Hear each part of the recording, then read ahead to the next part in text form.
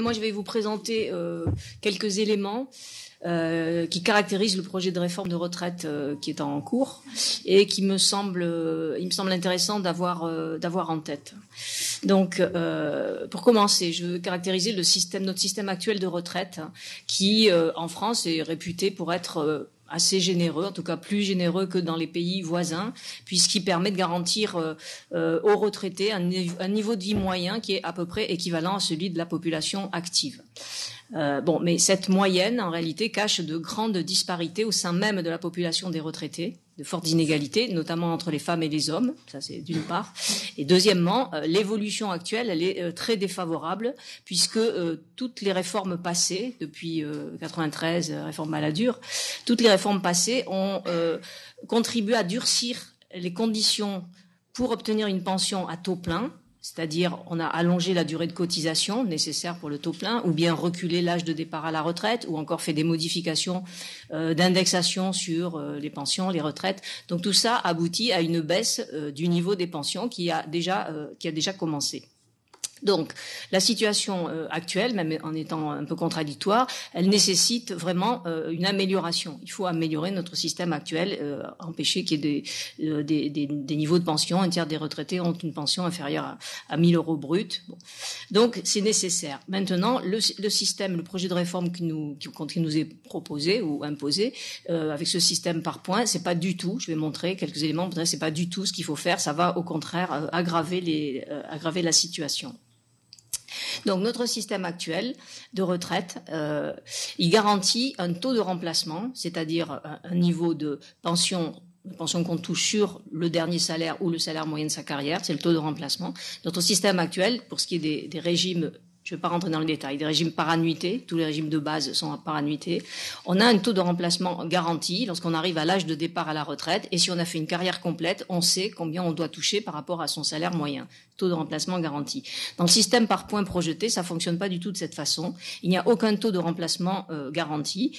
Les personnes savent ce qu'elles cotisent chaque mois, et elles n'ont pas de visibilité sur ce que sera le niveau de la pension une fois qu'elles seront arrivées à l'âge de départ à retraite. C'est pour ça qu'on appelle ce régime par points un régime à cotisation définie, par opposition à nos régimes actuels par annuité où on a un taux de remplacement garanti, et donc c'est à prestation définie. On sait la prestation, c'est la pension. On sait la pension qu'on va avoir. 2 mots pour définir le système par points. Chaque personne en activité donc cotise. Les cotisations vieillesse, elles servent à acheter des points. Il y a un prix d'achat du point. Quand on arrive à l'âge de départ à la retraite, le stock de points qu'on a, il est converti en montant de pension suivant une valeur, un prix de vente du point, si vous voulez, qui s'appelle la valeur de service du point. Ces paramètres, prix d'achat du point, valeur de service du point et encore d'autres, sont des variables qui sont ajustées au fil du temps par les gestionnaires de caisse. Dans le futur projet, ça sera à la main du gouvernement. Ils sont ajustés chaque année de manière à équilibrer, à ce que l'équilibre financier des caisses soit réussi. Et donc, c'est la pension, le niveau de pension qui est la variable d'ajustement de l'équilibre financier. Donc, pas de visibilité sur le système de retraite et ça, je vais montrer, ça aggrave la baisse actuelle. Donc, en plus de ça, vous vous rappelez que Macron, dans son programme, il avait dit qu'il ne toucherait pas, il avait annoncé qu'il ferait la réforme de retraite, il ne toucherait pas à l'âge légal de départ à la retraite. Donc, l'âge légal, il est soi-disant, il est conservé à 62 ans, mais ce qui est instauré, c'est un âge d'équilibre qui vient de passer, qui était annoncé à 64 ans et maintenant dans le projet de loi, il vient de passer à 65 ans.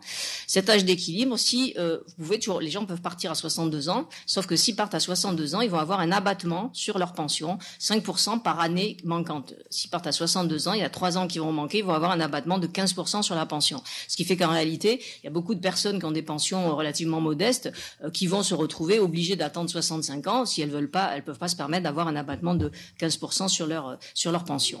Donc l'âge de fait, il est quand même, et d'ailleurs c'est ce que le projet dit, il incite les gens à travailler plus longtemps. C'est clairement affiché.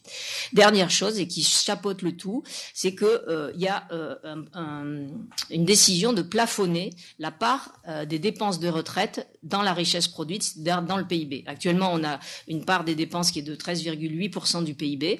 Eh bien, ça sera un plafond. Et même maintenant, on voit que ce qui est programmé, prévu, c'est une baisse, je crois en 2050, il y a déjà une baisse de 1 point, c'est-à-dire 12,9, près d'un point de PIB, 12,9%, donc baisse de la part des retraites dans le PIB.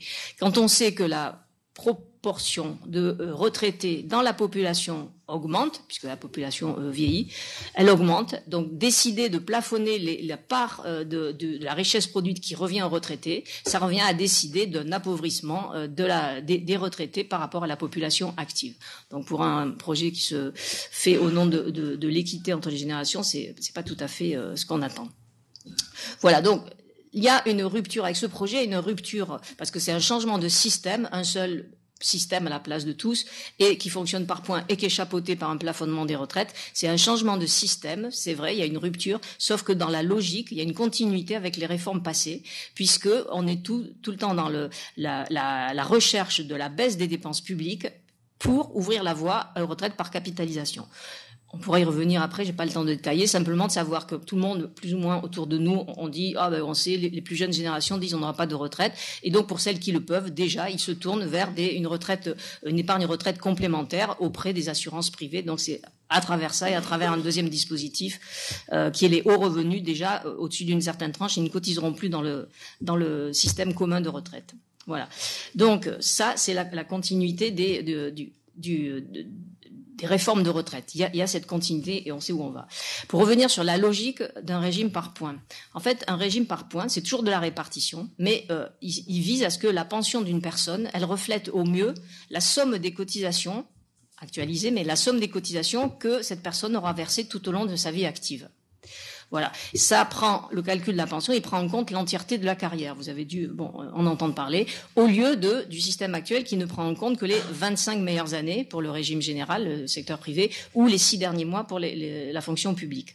Ça signifie que toutes les mauvaises années d'une carrière, les années où il y a des périodes de chômage, où il y a du temps partiel, ou bien même des interruptions d'activité pour les femmes par rapport à l'éducation des retraites, des bas salaires, toutes ces mauvaises années vont être prises en compte dans le calcul de la pension, alors qu'aujourd'hui, elles sont éliminées du calcul. Et ça signifie que ça pénalise toutes les personnes qui ont des carrières courtes, des carrières heurtées, ou même qui n'ont pas, évidemment, les gens qui ont une carrière plate, qu'on prenne les 25 meilleures années ou l'entièreté, ça change pas grand-chose. Mais il n'y a pas grand monde que des carrières plates. Il y a des carrières à trous, et en général, il y a une légère évolution de salaire, donc une grande majorité des gens vont y perdre de par cette logique de reflet de la carrière. Et ça, c'est pas simplement une crainte qu'on anticipe, c'est quelque chose qu'on a déjà constaté. Donc, j'ai cité la réforme de 93 de Balladur. À ce moment-là, avant Balladur, le salaire qui servait de référence pour le calcul de la pension, c'était la moyenne des 10 meilleures années de salaire. Et avec Balladur, on est passé aux 25 meilleures années. Bon, on comprend bien que la moyenne des 25 meilleures années, elle est bien plus faible que la moyenne des 10 meilleures années. Et donc, à la suite de la réforme Balladur, des études ont montré que cette réforme avait abouti à une baisse générale du niveau des pensions, et une baisse qui a été sensiblement plus forte pour les femmes. Les femmes ayant des carrières plus courtes, ça les pénalise plus quand on retire moins de mauvaises années. Donc, Delevoye, il répétait tout le temps, si vous avez une belle carrière, vous aurez une belle retraite. Si vous avez une moins belle carrière, vous aurez une moins belle retraite. C'est tout à fait le fait que la pension va refléter, beaucoup mieux encore qu'aujourd'hui, va refléter la carrière. Et donc, c'est une logique d'individualisation de la pension. Et dans ce sens, on se rapproche de ce qui est la retraite, une assurance privée, la retraite auprès d'une assurance privée, et on reproduit donc toutes les inégalités du marché de l'emploi, et notamment, évidemment, ça reproduit, et sans les corriger, les inégalités entre les femmes et les hommes. Alors, malgré tout, malgré le fait que le système par points, sa logique, c'est donc une plus forte contributivité, contributivité liée aux cotisations. Malgré ça n'empêche pas quand même, dans les faits, ça n'interdit pas qu'il y ait une part de solidarité, tout de même pour corriger les accidents de parcours de certaines carrières, ou compenser un peu les trop fortes inégalités. Mais ce qu'on constate déjà, puisque, comme je vous ai dit, tous les régimes complémentaires, ils fonctionnent par points, donc on peut déjà les regarder, comment ça se passe dans les régimes complémentaires par points. Eh bien, on le constate, il y a toujours une petite part de solidarité, mais elle est bien plus faible que dans les régimes qui fonctionnent par annuité, les régimes de base. Dans les régimes par annuité, il y a une part de solidarité qui est près d'un quart du montant des pensions. 23% des dépenses de pension sont dues au dispositif de solidarité. Et dans les régimes par points, c'est moins de 7%. Il y a beaucoup moins de solidarité. Or, comme on sait que ce sont les femmes qui sont les bénéficiaires majoritaires des dispositifs de solidarité, à travers les minimums de pension déjà, les droits familiaux qui sont liés aux enfants, ou encore la pension de réversion, puisque c'est les 90% des bénéficiaires sont des femmes. Les femmes bénéficient plus des dispositifs de solidarité. Il y a moins de solidarité dans les régimes par points. Et donc, sans surprise, on constate que les inégalités de pension entre les femmes et les hommes sont bien supérieures dans les régimes par points que dans les régimes par annuité. Dans le régime général, l'écart de pension entre les femmes et les hommes, il est de 24%. Dans le régime ARCO, qui est le régime complémentaire des salariés du privé, il est de 39%. Et dans le régime des cadres, AGIRC, des salariés du privé, l'écart est de 59%. Donc il y a une différence qui montre que ces inégalités, les femmes sont beaucoup moins prises en compte. Et de fait, donc, la logique de contributivité des régimes par points, ça s'oppose à la logique de solidarité. Donc ça s'oppose à avoir une redistribution. Et c'est aussi moins de justice sociale, contrairement à ce que le gouvernement vante en disant ce régime il va être plus équitable, plus lisible et universel. Donc universel, j'en parle même pas. On sait chacun comment ça saute. Lisible, on voit pas du tout. Et puis équitable, pas non plus. Donc la communication est vraiment trompeuse et je dirais même mensongère. Voilà. Et donc c'est quelques éléments pour avoir ça en tête.